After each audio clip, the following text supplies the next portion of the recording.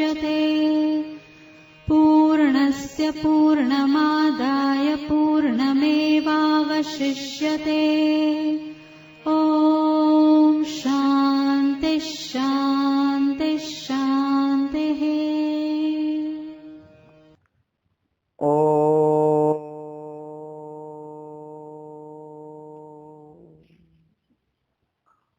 भद्रं कर्णेभिः शृणुयाम देवाः। भद्रं पश्येमाक्षभिर्यजत्राः। स्थिरैरङ्गैस्तुष्टुवागुंसस्तनूभिर्व्यसेम देवहितं यदायुः। स्वस्ति न इन्द्रो वृद्धस्तवाः।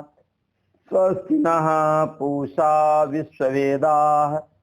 स्वस्ति नस्तारक्षयो अरिष्टनेमिः। स्वस्ति नो बृहस्पतिर्दधातु। ओम शांति शांति शांति। शंकरं शंकराचार्यं केशवं बादरायणं सूत्रभाष्य कृतौ वन्दे भगवन्तौ पुनः पुनः। ईश्वरो गुरुरात्मेति मूर्तिभेद विभागिने व्योमवद्व्याप्तदेहाय दक्षिणामूर्तये नमः। ओम शांति शांति शांति।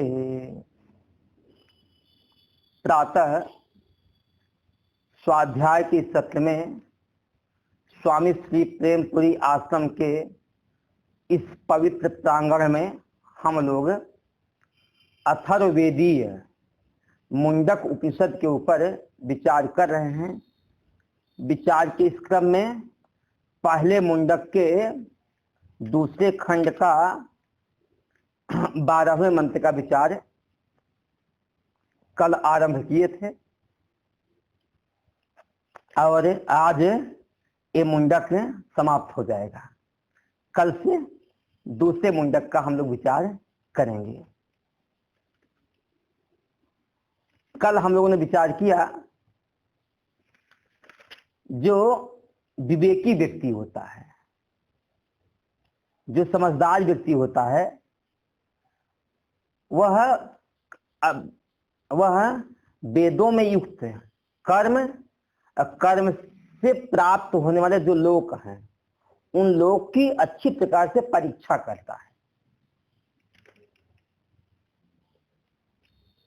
परीक्षा करता है और परीक्षा करके बुद्धि में यही निश्चय करता है यह सारे लोक एक दूसरे के कार्य कारण रूप हैं, बीज अंकुर की तरह है और इन लोकों में अनेकों प्रकार के अनर्थ भरे पड़े हैं।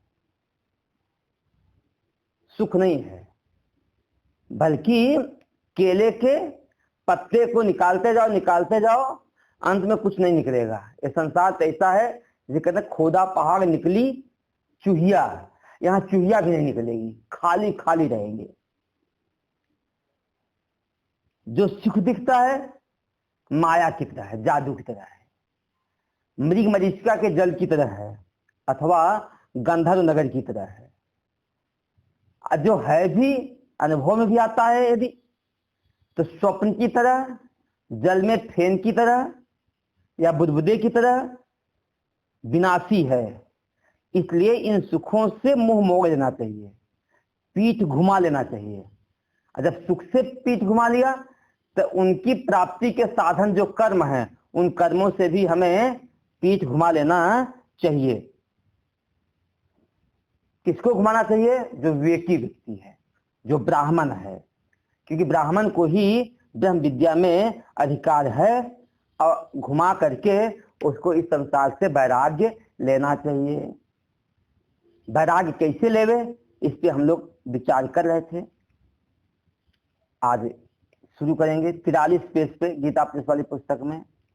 स वैराग्य प्रकार प्रदर्श्यते इह संसारे नास्ति कश्चिद अपि अकृतः पदार्थः सर्व एव हि लोकाः कर्मचिताः कर्मकृतत्वात् च अनित्या न नित्यम किंचिद अस्ति इति अभिप्रायः। सर्वं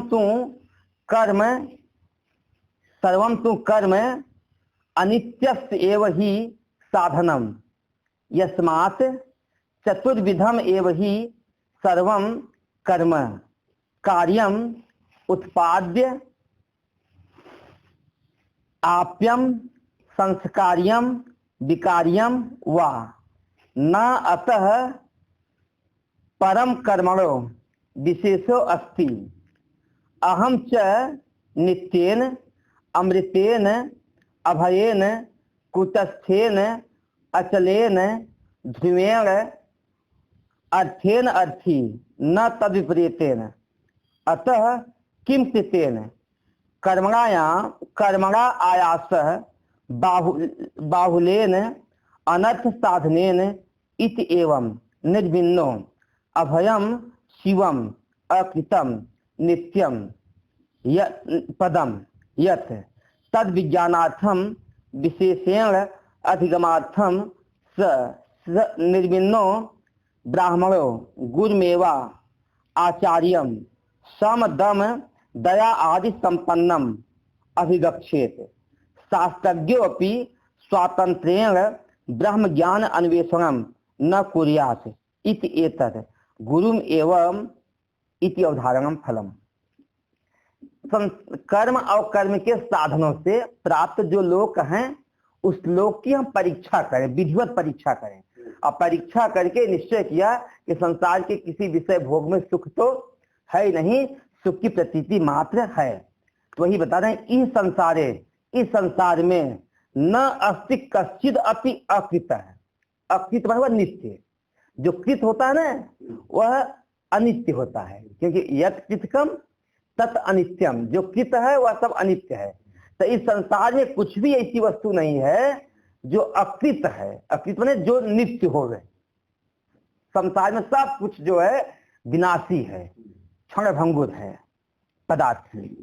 सर्व एव ही लोका, जितने भी लोक हैं, लोक में जितने भी भोग हैं, कर्मचिता, सब के सब कर्म से प्राप्त है। बिना कर्म के न भोग मिलेगा, न बिना कर्म से हमें लोक मिलेगा। हम मनुष्य लोक में भी जन्म लिए हैं, मनुष्य शरीर में जन्म लिए हैं, तो इसमें हमारे कुछ न कुछ कर्म ही होंगे।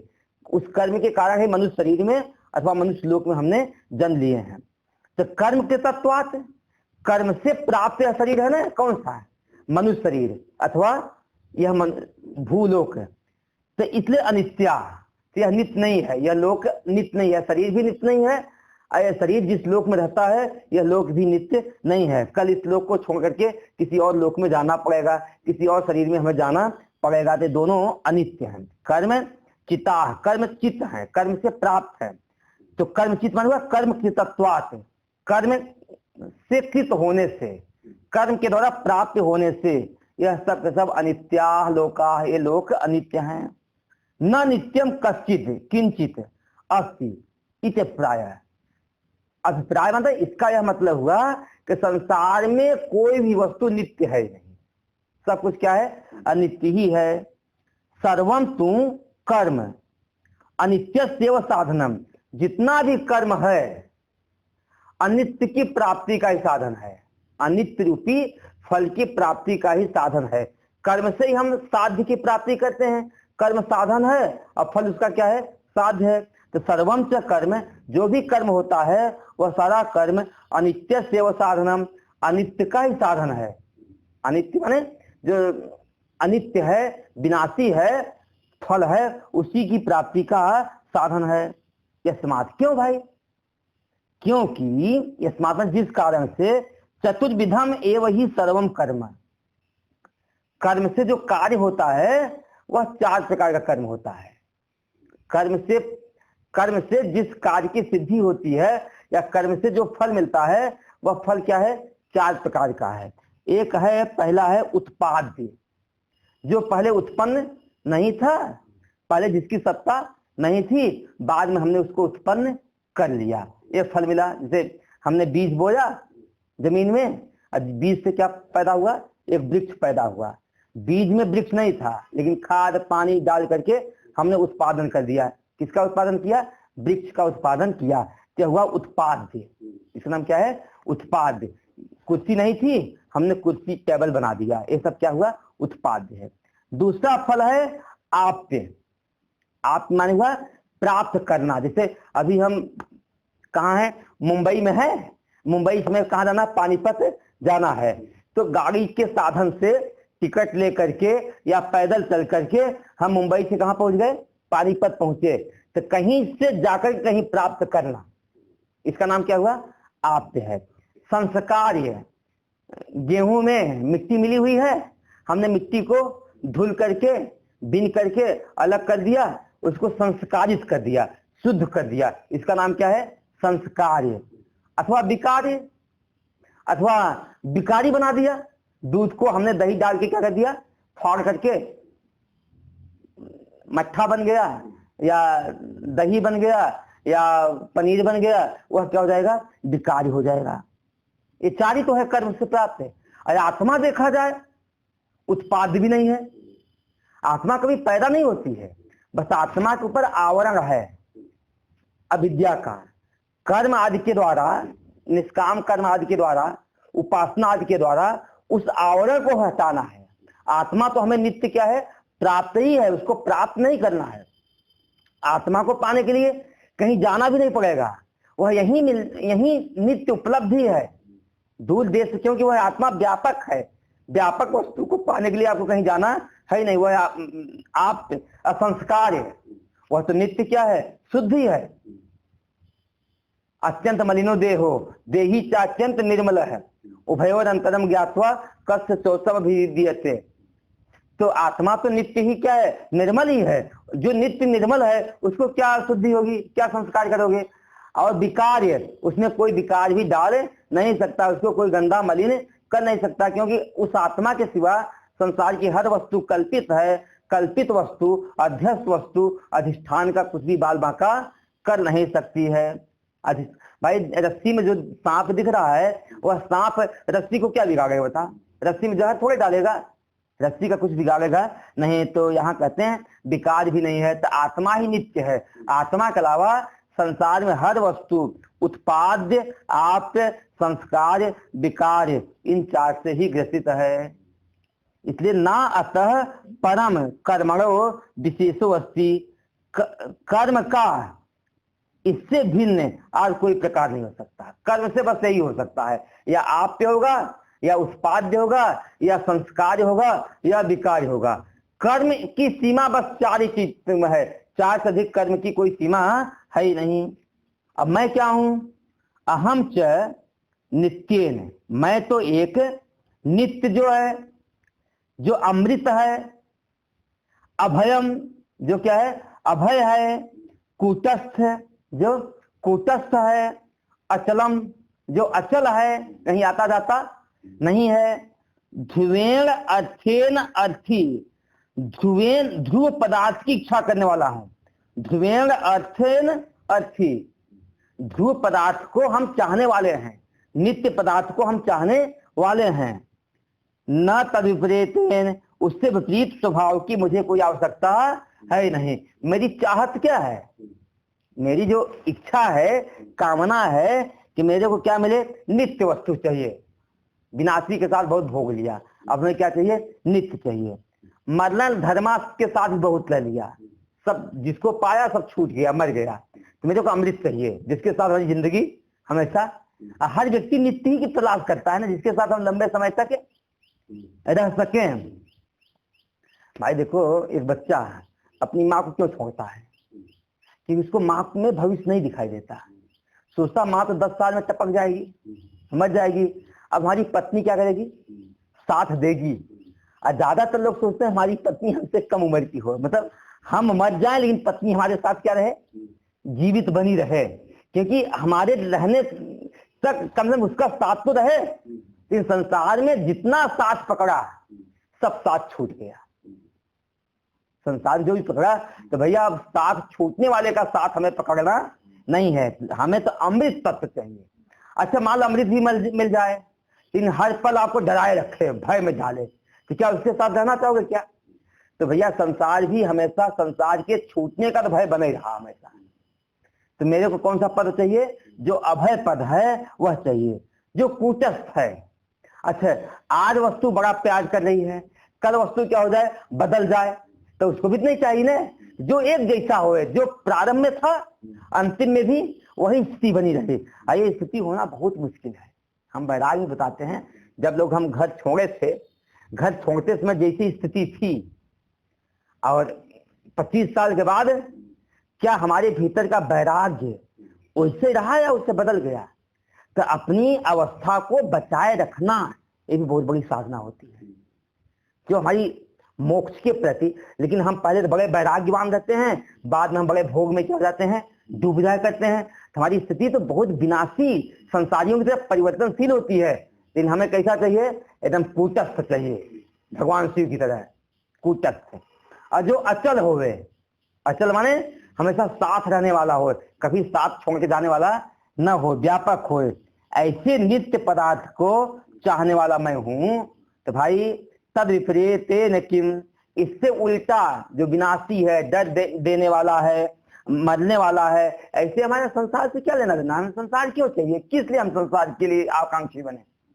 अतः इस कारण से ही कहा है किम चितेन, किम चित मान हुआ अनित्यन है, किम अनित्यन है, अनित्य से हमारा क्या संबंध है? अनित्य पदार्थों से हमारा क्या लेना देना? विनाशी पदार्थों से हमारा क्या तात्पर्य? जिसको अच्छा लगता ले जाए, लेकिन मेरे को उस पदार्थ की कोई अपेक्षा है ही नहीं, आकांक्षा है ही नहीं। क्यों नहीं भैया? सब दौड़ रहे हैं, तुम तो दौड़ो। तो कहते हैं कर्मणायाम, क्या है? कर्मणाय आयास बहुलेन, क्यों? कर्म के लिए, कर्मणाय कर्म के लिए आयास बहुलेन, बहुत प्रयास करना पड़ता है। कर्म के लिए क्या करना? प्रयास बहुत है। और अनर्थ साधनेन, अब प्रयास से चलो नित्य फल की प्राप्ति हो जाए, चलो भी ठीक है, लेकिन अनर्थ साधनेन, और अनर्थ के साधन भूत हैं, अनर्थ के ये साधन हैं। कर्म में बहुत प्रयास है, अब प्रयास से मिलेगा क्या? अनर्थ ही मिलेगा, प्रयोजन नहीं सिद्ध होगा, दुखी मिलेगा। अनर्थ के साधन भूत इन कर्म से मेरा क्या लेना देना है? इस प्रकार से एवं निर्बन्नो, इस प्रकार मैं निर्विन्न हूं, बड़ा खिन्न हूं, कर्म से मैं खिन्न हो गया हूं। एक ना कर्म से थक गया हूं, बहुत हो गया। कभी तो अलम बुद्धि हो जाए, कभी तो हो जाए बस हो गया, इस भाव से लेकर निर्विन्न, मैं खिन्न हो गया हूं, कर्म से क्या हो गया हूं? खिन्न हो गया हूं। अब कर्म के प्रति हमारा विशेष राग नहीं रह गया है, क्योंकि कर्म से होने वाले फल को हमने जान लिया है, वह फल विनाशी है, क्षणभंगुर है, भय देने वाला है, छूटने वाला है। इसलिए कर्म में अब प्रयास बहुत है, अब फल तुच्छ मात्र भी है, तो ऐसा फल हमें नहीं चाहिए। निर्मन्नो, मैं क्या हो गया हूँ? निर्विघ्न हो गया। निर्विघ्न माने बहुत खिन्न सा हो गया हूँ। अभयम शिवम अकृतम नित्यम पदम, जो अभय पद है, जो शिव माने कल्याण करने वाला पद है, अकृतम जो कृत नहीं है, अकृत है, जो बिना किए मिलता है, जो नित्य, नित्यम, अकृतम का कर दिया नित्यम पदम, जो नित्य पद है, हमें वही चाहिए। यह जो पद है वह चाहिए। तो तद विज्ञानार्थम, उस पद को जानने के लिए, जो अभय है, कल्याण स्वरूप है, जो नित्य पद है, उस पद को जानने के लिए विज्ञानार्थम ने विशेषण अधिगम अर्थ, विशेष रूप से जानने के लिए सामान्य वह व्यक्ति निर्विघ्न, वह माने कौन? निर्विघ्न ब्राह्मण है, ब्राह्मण है।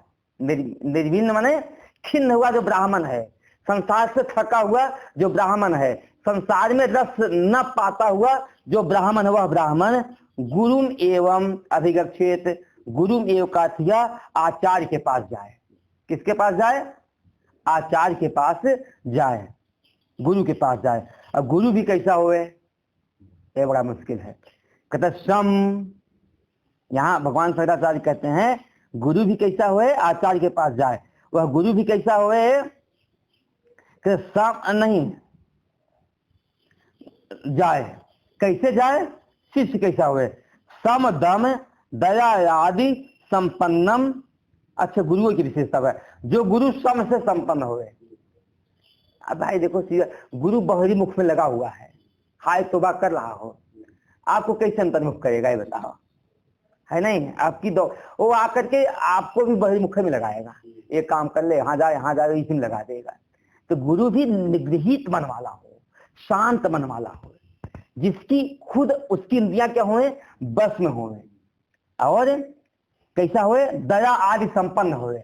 गुरु आपको उपदेश तभी देगा जब उसके भीतर क्या होगी, अहेतुकी कृपा करने की भाव होगी, कुछ न पा करके भी कुछ देने की क्या होगी, इच्छा होगी।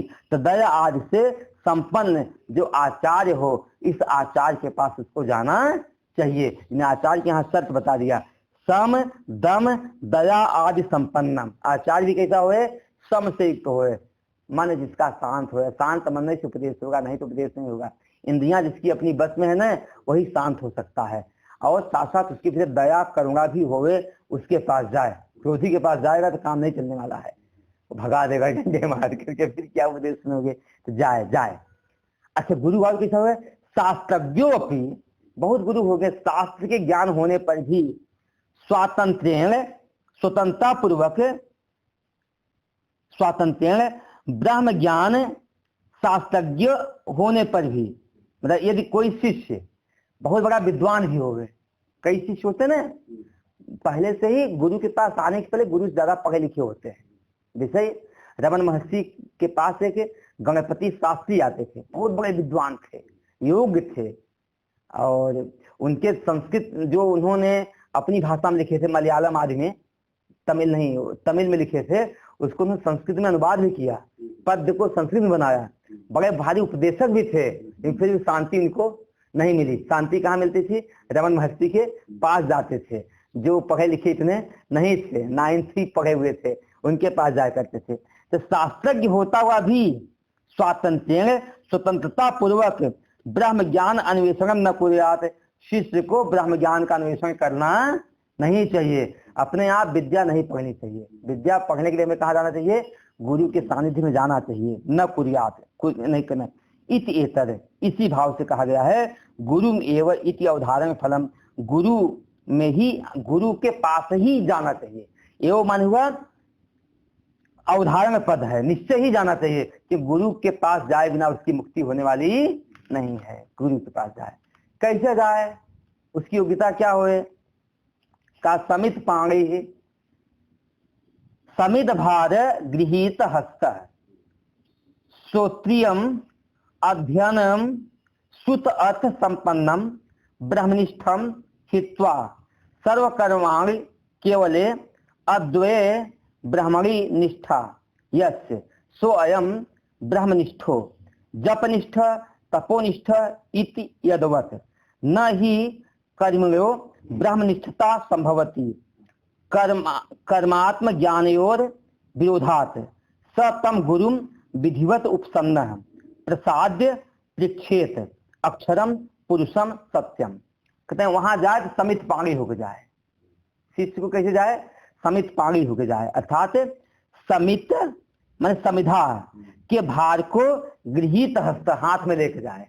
समिधा के भार को हाथ में, पहले गुरु लोग जब गुरुकुल में रहते थे ना, तो उसमें लकड़ी से ही तो क्या करते थे, या यज्ञ आदि करते थे, जो भी करते थे, तो वहाँ हवन आदि के लिए उनको क्या चाहिए, समिधा चाहिए। उसे मेन समिधा भोजन पकाने की लकड़ी होती थी। पहले लोग कंधे से लकड़ी लेकर के जाकर गुरु की वही सेवा होती थी।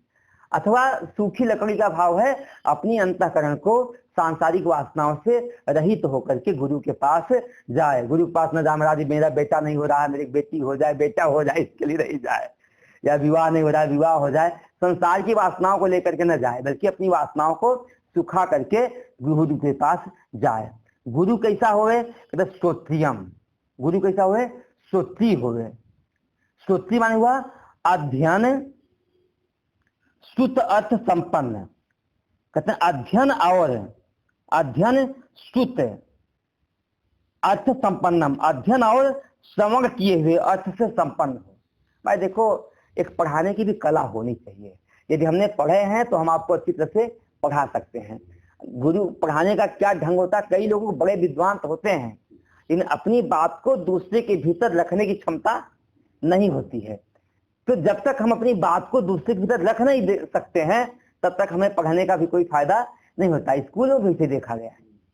हमारे एक बिल्डिंग कंस्ट्रक्शन टीचर थे, BC के टीचर, थ्योरी था, बड़ा बोल्ड सब्जेक्ट था, लेकिन उनके पढ़ाने का इतना ढंग था कि इतिहास जैसे ग्रंथ भी कई होते हैं कि रचना नहीं पड़ता है, वो ऐसे समझाते हैं कि हमारी बुद्धि में वो चीज बैठ जाती है। तो गुरु भी ऐसे होना चाहिए, क्या होए, श्रुत माने श्रुत अर्थ से संपन्न हो गए, अध्ययन और श्रवण किए हुए अर्थ से संपन्न हो गए। संपन्न तो बहुत मिल जाते हैं, व्याख्या बड़ी अच्छा कर लेते, बैठा भी देते हैं। इन ब्रह्मनिष्ठम कैसा होए, ब्रह्मनिष्ठ ही हो गए। गुरु कैसा होए, ब्रह्मनिष्ठ हो गए। क्यों, हित्वा सर्व कर्मा केवले अद्वय ब्रह्मणी निष्ठा यस्य सो अयम ब्रह्मनिष्ठ। तो सारे कर्मों को छोड़ करके केवल अद्वय ब्रह्म में ही जिसकी निष्ठा हो उसका नाम है ब्रह्मनिष्ठा। मतलब अच्छी प्रकार से हम ब्रह्म में ही बैठे, ब्रह्म की चर्चा करें। जैसे हमारे अंतःकरण में जो विषय बैठा रहता है ना, बलात् हमारे मुंह से वही विषय निकलता है, चाहे राजनीति हो, चाहे खेल हो, चाहे समाज की व्यवस्था हो, लेकिन नहीं उसकी निष्ठा ही ब्रह्म हो। तो यहाँ बता रहे हैं सारे कर्मों को छोड़ करके केवल अद्वैत ब्रह्म में जिसकी निष्ठा हो वह कौन है, ब्रह्मनिष्ठ। ऐसे ब्रह्मनिष्ठा के पास हम जाएं। ब्रह्मनिष्ठा क्या होता है, जैसे जप निष्ठा। कोई व्यक्ति जप नहीं करता है क्या, जो जप में निष्ठा करता है जो 24 घंटे राम राम राम राम राम जो भी उसका मंत्र जपता रहता है, माला कम हो गई तो व्याकुल हो जाता है। तो जैसे वो व्यक्ति ब्रह्म से जरा सा भी अनात्म जाए ना तो व्याकुल हो जाए, हमेशा अपने स्वरूप में रहे, स्वरूप को छोड़ करके अन्यत्र कहीं विषय में जाए न। अथवा तपोनिष्ठ, कोई व्यक्ति क्या होता है, तपोनिष्ठ। तो यह व्यक्ति कैसा होना चाहिए, ब्रह्मनिष्ठ होना चाहिए। तो हम लोग न तपोनिष्ठ हैं, न जपनिष्ठ हैं, न ब्रह्मनिष्ठ हैं, बल्कि हम लोग क्या संसारनिष्ठ हैं, धननिष्ठ हैं, पदनिष्ठ हैं। पद के अलावा हमें कोई चीज दिखाई देता नहीं। ममता को कुर्सी, मुख्यमंत्री कुर्सी के अलावा दूसरी कोई चीज दिखाई दे नहीं रही है। तो हम लोग कहाँ हैं, कुर्सी में बैठे हुए हैं, निष्ठ हैं। सपने में भी क्या आ रहा है, कुर्सी आ रही है या संसार ही आ रहा है सपने में भी। तो होना क्या चाहिए, ब्रह्मनिष्ठ होना चाहिए। जप तप से अलग ब्रह्म में निष्ठा हो, यदवत न ही कर्मणो ब्रह्मनिष्ठता संभवती। कर्मी की ब्रह्मनिष्ठा की संभावना नहीं होती है। एक कर्मी की हमेशा फल निष्ठा होती है। कर्म करता है और फल पहले से इंतजार करता रहता, कब मिलेगा कब मिलेगा कब मिलेगा। एक पेड़ लगाता है, निष्ठा उसके बौर को देखने में लगी रहती है, कब बौर आएगा कब बौर आएगा, कितने फल आए। और जब पहली बार फल आता है गिनता है, 10 फल आए, 11 फल आए, 25 फल आए, गिनता है। तो हमारी कर्म तो किया, ये निष्ठा कहाँ रही, फल में निष्ठा हुई। तो कर्म की ब्रह्म निष्ठा संभव नहीं होती है। क्यों, कर्म आत्मज्ञानयोर विरोधात्। कर्म और आत्मज्ञान का आपस में क्या है, विरोध होने से उसकी निष्ठा हो नहीं पाती है। इसलिए हमें किस गुरु के पास आना चाहिए, जो श्रोत्री होवे और साथ साथ स्वयं ब्रह्म में बैठा हो, तो भी हमें ब्रह्म में बैठा सकता है। हम लोग सही बताएं, हम पहले जब गए थे ना, प्रवचन निष्ठ महात्मा के पास गए थे। उनका काम था प्रवचन करना और अर्थ का अर्जन करना। तो हमारे मन में भी वही भावना आती थी, क्या कहते हैं, प्रवचन करके धन कमाओ, ये भावना आई। बाद में ऐसे संत मिले, अच्छे अच्छे संत मिले, अपने आनंदपुरी जी मिले, स्वामी कृष्णानंदी मिले, अपने त्यागमती जी महाराज मिले। अपनी अभी जो स्वामी जी हैं उनकी स्वाध्याय में निष्ठा इतनी है कि स्वाध्याय तो उनको 10 घंटे करा ले। हाँ, अपने महाराज जी की स्वाध्याय बहुत बड़ी निष्ठा है, स्वाध्याय में बहुत निष्ठा है। तो इस तरह से क्या होगा, ऐसे गुरु के पास हमें जाना चाहिए। ना यदि ये निष्ठा नहीं होगी तो हम दूसरे काम में लगा देंगे, और क्या। तो स माने वह साधक, तम गुरुम, उस गुरु के पास विधिवत उपसन्न, विधि पूर्वक नियम पूर्वक जा करके क्या करे, प्रसाद दे, उनको क्या करे, प्रसन्न करे। कैसे, गुरु कैसे प्रसन्न होंगे, सेवा के द्वारा प्रसन्न करें। और जब प्रसन्न हो जाए तब पृच्छेत, उनसे क्या करे, प्रश्न पूछे। ये भी पूछने का तरीका होता है। हम गए, महाराज जी आपके मेरे में संशय है, आप मेरे को बता दो। गुरु क्यों बताएंगे, तुम्हारा कर्जा लिया है क्या, क्यों बताएगा। पहले सेवा करो, प्रसन्न करो, तब पूछो। एक उसमें कथा आती है रामायण में, जब गरुड़ के मन में संशय आया, जब राम के नागपाश को काटा, तो संशय भगवान कैसे हो सकते हैं।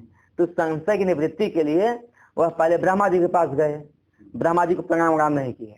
पिताजी मेरे को संशय आप बताओ। ब्रह्मा जी क्या है, जाओ शंकर जी समाधान करेंगे। शंकर जी रास्ते में जा रहे थे, वहां पूछ लिया, महाराज जी हमारे मन में संशय आप बताओ।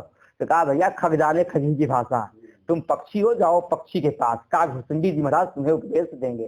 तो काकभूषुंडी जी कौवे योनि में और गरुड़ पक्षियों का राजा, इन्होंने कहा इसके भीतर बड़ा अभिमान है, तो इसके अभिमान को हटाने के लिए काकभूषुंडी के पास भेजना चाहिए। तो काकभूषुंडी के पास गए, फिर वहां उनके संशयों की क्या हुई, निवृत्ति हुई। तो गुरु के पास जाना चाहिए, उसको प्रसन्न करके फिर क्या करे, अक्षरम पुरुषम सत्यम परीक्षित, अक्षर सत्य पुरुष के बारे में उसको पूछना चाहिए। पूछे तो गुरु क्या करे, ऐसी चीज को उत्तर देवे या मौन रहे। जब योग्य शिष्य आवे तो गुरु को जवाब देना चाहिए। एक मंत्र है, पढ़ लेते हैं आज, बहुत देर नहीं लगेगी, 10-15 मिनट लगेगी, 10 मिनट 10-35 तक है। तस्मै स विद्वान उपसन्ननाय सम्यक, बैठिए क्या फर्क पड़ता है, तस्मै स विद्वान उपसन्ननाय सम्यक प्रशांत चित्ताय समान्विताय एनाक्षरम पुरुषम वेद सत्यम प्रोवाच्य ताम तत्वतो ब्रह्म विद्याम। एक बार पढ़े, तस्मै स विद्वान उपसन्नाय सम्यक प्रशांत चित्ताय समान्विताय एनाक्षरम पुरुषम वेद सत्यम प्रोवाच्य ताम तत्वतो ब्रह्म विद्याम। कहते तस्मै, उस शिष्य के लिए, किसके लिए, उस शिष्य के लिए। कौन सा शिष्य है, मतलब पहले तो सब विद्वान है, वह जो विद्वान है, कौन, गुरु। सब माने वह जो विद्वान गुरु हैं, वह गुरु। तस्मै माने उस शिष्य के लिए, कौन सा शिष्य के लिए, उपसन्नाय, जो आपके पास आए हुए हैं, उस शिष्य के लिए। और कैसा शिष्य है, सम्यक प्रशांत चित्ता है, जिसका चित्त पूर्णतया क्या है, शांत है। चित्त जिसका क्या है, शांत है। साधक की पहचान ही होती है। और चित्त शांत जानते हो किसका रहता है, जो संसार की दौड़ से रहित है ना, उसका चित्त स्वाभाविक ही शांत रहता है। और जिसके भीतर संसार की दौड़ भरी पड़ी है, उसका चित्त शांत नहीं रहता है। उसकी आंखें, उसका मन हमेशा क्या रहेगा, अशांत ही रहेगा, चंचल ही रहेगा। तो विधिवत उपसन्नाय, जो पास आया हुआ है, सम्यक प्रशांत चित्ता है, जो अच्छी प्रकार से प्रशांत चित्त वाला है, पूर्ण शांत चित्त वाला है, ऐसा। और क्या है, समान्विताय, और जितेंद्रिय है।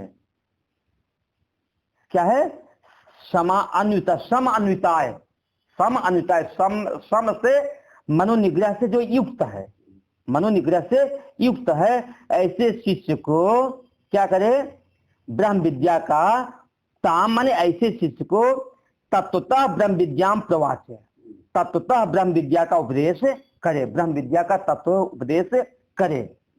ब्रह्म विद्या का उपदेश क्यों करे, कहते एन ब्रह्म विद्या, जिस ब्रह्म विद्या से अक्षरम पुरुषम वेद, जिस ब्रह्म विद्या से अक्षर पुरुष का ज्ञान होता है, अथवा जिस ब्रह्म विद्या से सत्य पुरुष का ज्ञान होता है, उस ब्रह्म विद्या का उपदेश करे। फिर देखना, सब विद्वान करता है, वह विद्वान किसके लिए करे, तस्मै, उस शिष्य के लिए। शिष्य की विशेषता बताया, जो पास आया हुआ शिष्य है, जो प्रशांत चित्त वाला चित्त है, जिसने इंद्रियों को बस में कर लिया है, ऐसे शिष्य को उपदेश करे। फिर क्या उपदेश करे, कहते तामन ऐसी शिष्य को ब्रह्म विद्याम तत्वतः ब्रह्म विद्याम प्रवाच, चौथी पंक्ति है, तत्व रूप से, यथार्थ रूप से ब्रह्म विद्या का उपदेश करे। जो परा विद्या है, उस विद्या का उपदेश करे। उस परा विद्या से मिलेगा क्या, कहते एन ब्रह्म विद्या, जिस ब्रह्म विद्या से अक्षरम पुरुषम वेद सत्यम, अक्षरम सत्यम पुरुषम वेद, जिस विद्या के द्वारा अविनाशी सत्य पुरुष का ज्ञान होता है, उस ब्रह्म विद्या का वह क्या करे, ज्ञान करे। भाष्य है थोड़ा सा, तस्मै स विद्वान गुरु ब्रह्मविद उपसन्नाय उपगताय सम्यक यथा शास्त्रम इति एतत् प्रशांत चित्ताय उपरत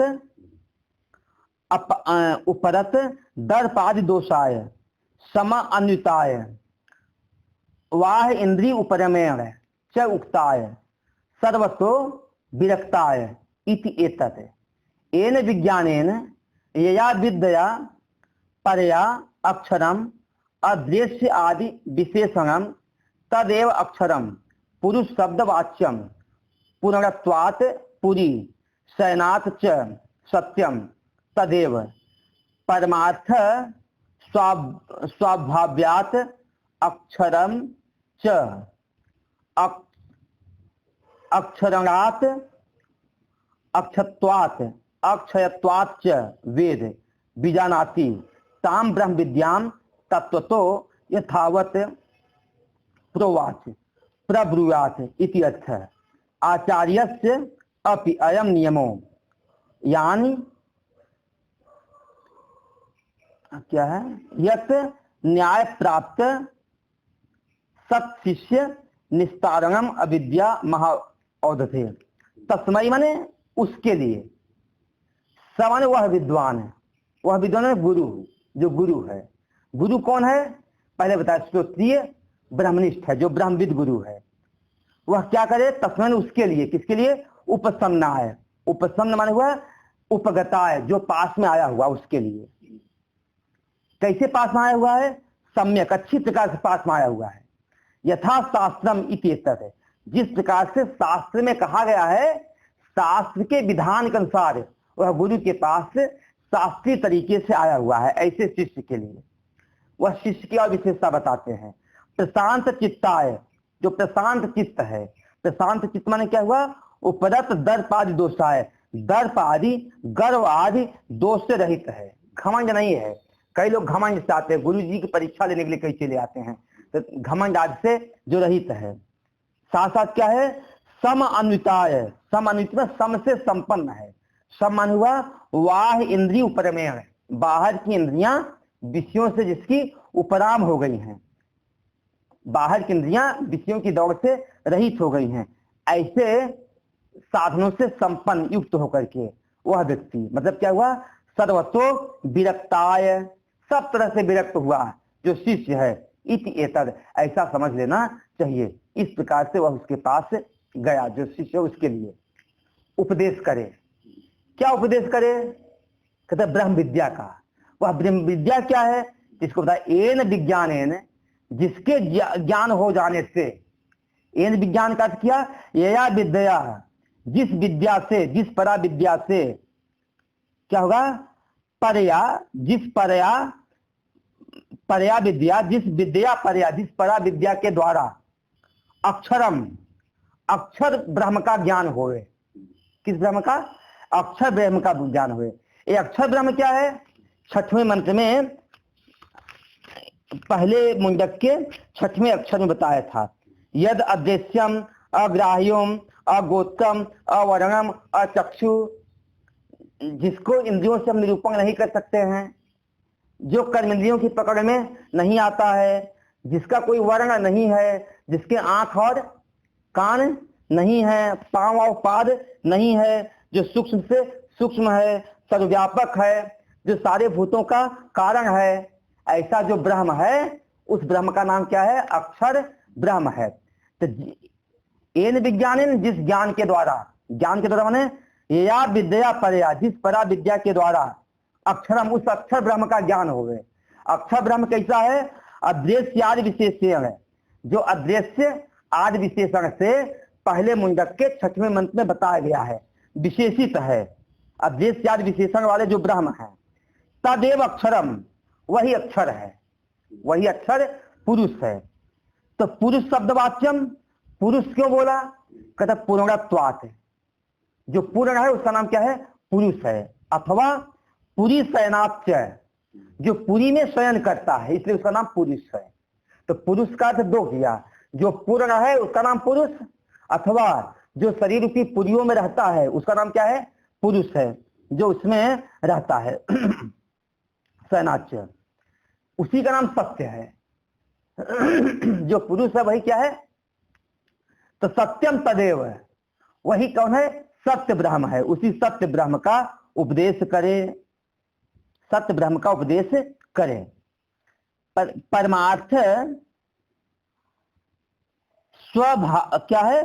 स्वाभाव्यात् अक्षरम, अक्षरणात् अक्षत्वात् अक्षयत्वात् च वेद बीजानाति ताम ब्रह्म विद्याम तत्वतः यथावत प्रवाच प्रब्रूयात इति। यहां बताया गया जो परमार्थ है क्या है, स्वाभाव्यात्म स्वभाव से ही जो अक्षर है, अक्षर क्षर मतलब जो नष्ट हो गए, उसका नाम क्या है, जो कटता जाए कहते हैं क्षरित हो रहा है, उसका नाम क्या है, नष्ट हो रहा है, कट रहा है, उसका नाम क्षर है। और जो कटे न क्षरंग न हो उसका नाम क्या है, अक्षर है।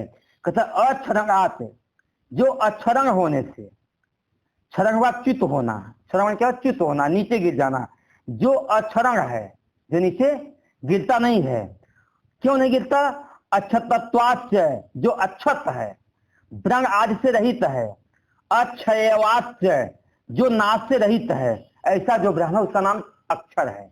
अक्षर का तो चिन्ह किया है, जिसका क्षरंग ना हो, जिसमें कोई क्षत हो, क्षत माने घाव हुआ, जिसमें कोई घाव ना होवे, ब्रंग ना होवे, मतलब जो विकारी ना होवे, अक्षय मतलब विनाश, तो जो विनाशी न होवे, ऐसे ब्रह्म को जिससे ज्ञान होवे, उस ब्रह्म विद्या का उपदेश वह व्यक्ति करे, अक्षर कहलाता है, जानता है, उसे वेद जानता है, बीजानाति जानता है, ताम ब्रह्म विद्या, उस ब्रह्म विद्या को उपदेश करे। कैसे करे, तत्वतः उपदेश करे, यथार्थता उपदेश करे।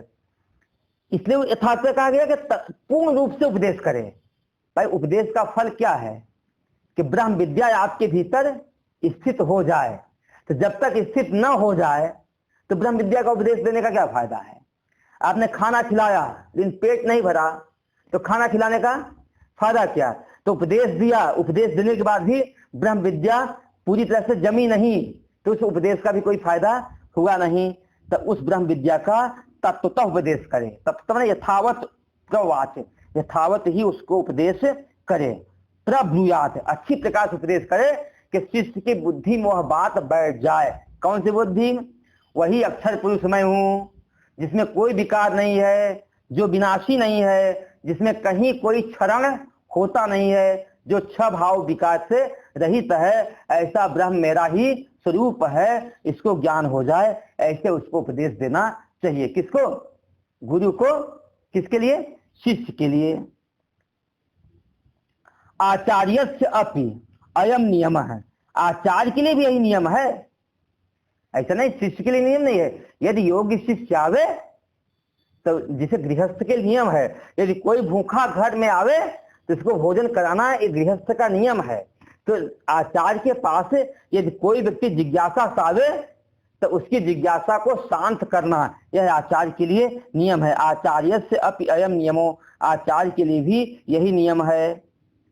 यत न्याय प्राप्त सत शिष्य निस्तारणम अविद्या महाऔदध, कहते न्यायानुसार, यत न्याय, जो न्याय है ना, न्याय प्राप्त है उसके अनुसार, कहते सत शिष्य, जो सच्चा शिष्य आया है, सच्चा जिज्ञासु आया है, उस शिष्य को निस्तारणम, उस शिष्य को क्या करे, जो पास में आया हुआ सत शिष्य है उस शिष्य को निस्तारण करे, पार लगा देवे।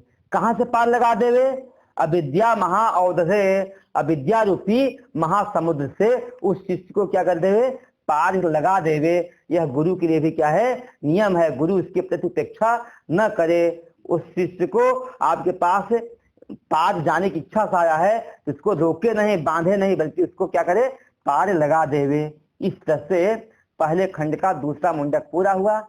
आगे का विचार हम लोग कब करेंगे, कल करेंगे। इति अथर्ववेदीय मुंडक उपनिषद भाष्ये प्रथम मुंडके द्वितीय खंड। ओम भद्रं कर्णेभिः शृणुयाम देवाः, भद्रं पश्येमाक्षभिर्यजत्राः, स्थिरैरङ्गैस्तुष्ट्वागुंसस्तनूभिर्व्यसेम देवहितं यदायुः। स्वस्ति न इन्द्रो वृद्धश्रवाः, स्वस्ति नः पूषा विश्ववेदाः, स्वस्ति नस्तारक्षयो अरिष्टनेमिः, स्वस्ति नो बृहस्पतिर्दधातु। ओम शांति शांति शांति। शंकरं शंकराचार्यं केशवमवादरायणं सूत्रभाष्य कृतौ वन्दे भगवन्तौ पुनः पुनः। ईश्वरो गुरुरात्मेति मूर्तिभेद विभागिने व्योमवत् व्याप्त देहाय दक्षिणामूर्तये नमः। ओम शांति शांति शांति। ओम नमः पार्वती पतये। हरे हरे हर महादेव की जय। ॐ